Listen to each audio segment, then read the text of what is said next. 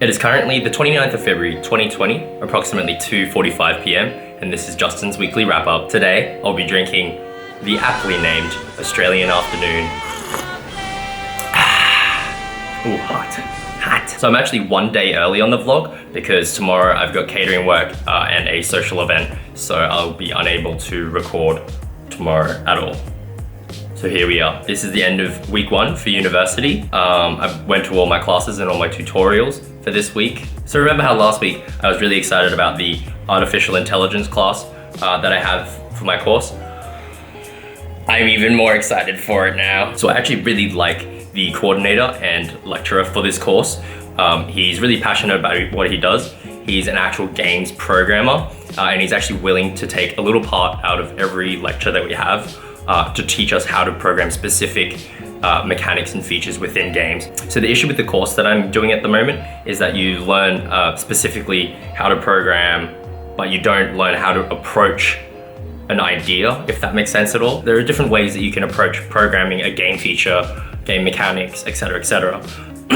But the issue is, what is the most optimal way to approach those programming issues? That only really comes with experience, and having someone who actively is willing to teach us how to approach these issues is just really exciting to me, because it'll be a really good learning experience, and I feel like I'm going to be able to absorb a lot of that and actually apply it when I am programming and developing my own games.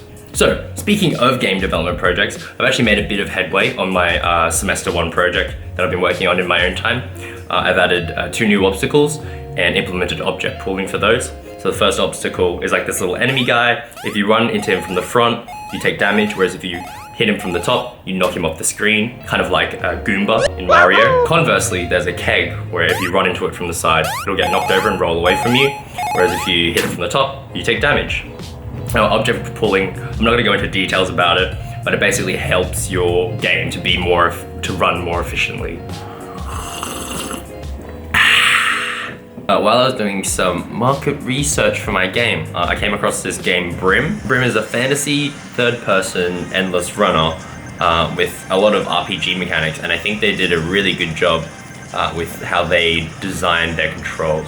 I think mobile games are simpler than regular games just because of the control system that's available to a mobile phone compared to a controller or a keyboard. But I think if games are designed correctly, they can be almost elegantly beautiful while still being engaging. I think Brim has done a really good job of that. So during my shift at work yesterday, I got really anxious to the point of struggling to do my job as I should be able to do it.